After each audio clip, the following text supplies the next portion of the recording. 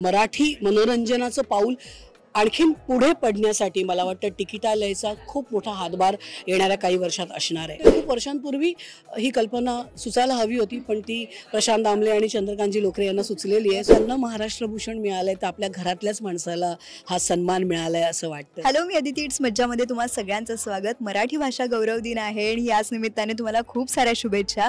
आणि याच निमित्ताने एक नवं ॲप आपल्या भेटीला आलं आहे, तिकिटालय. आणि याच कार्यक्रमानिमित्त माझ्यासोबत सुंदर अभिनेत्री म्हणजेच हर्षदा ताई आहे. कशी आहेस ताई? मी मस्त, तू कशी आहे? अगदी मजेत. बरं ताई, तिकिटालय ॲप आलंय, त्याबद्दल काय सांगशील? खूप एक्सायटेड आहोत आम्ही सगळे, कारण ही काळाची गरज आहे आणि मराठी मनोरंजनाचं पाऊल आणखीन पुढे पडण्यासाठी मला वाटतं तिकिटालयचा खूप मोठा हातभार येणाऱ्या काही वर्षात असणार आहे. कारण एक असं ॲप की जे ओपन केलं की तुला फक्त मराठी मनोरंजनाची माहिती मिळणार आहे. दिस इज अत्यंत, म्हणजे मला वाटतं खूप वर्षांपूर्वी ही कल्पना सुचायला हवी होती, पण ती प्रशांत दामले आणि चंद्रकांतजी लोकरे यांना सुचलेली आहे. सो त्यांचं खूप खूप कौतुक की त्यांनी हा विचार केला आणि नुसता केला नाही, तर ते इम्प्लिमेंट केलेलं आहे. ॲप तुम्ही आत्ताच डाउनलोड करू शकता आणि 15 तारखेपासून त्याच्यावर भरघोस बुकिंग करू शकता. तुमच्या प्रेमाची आणि तुमच्या सपोर्टची, तुमच्या साथीची खूप गरज आहे. फक्त तुम्हीच डाउनलोड करू नका, तर सगळ्यांना सांगा आणि करायला लावा. आणि यापुढे मराठी नाटक, सिनेमा, मराठी कुठलाही मनोरंजनाचा कार्यक्रम, जसं मगाशी कार्यक्रमात सांगितलंय की जादूचे खेळ असतील ते गाण्याच्या कार्यक्रमापर्यंत, लावणी असेल, आणखीन काही असेल, सगळ्याची माहिती आणि बुकिंग तुम्ही या ॲपवरून करू शकणार आहात. नाही, त्याचबरोबर आपल्याच क्षेत्रातील माणसाने हे पाऊल उचललं, याबद्दल तुला कसं वाटतं? त्याचं तर खूपच कौतुक वाटते, कारण एकतर प्रशांत दामले जो मला वाटतं की आज आपली रंगभूमी जी काही माणसांमुळे अशी तेजोमय आहे त्यापैकी एक आहे.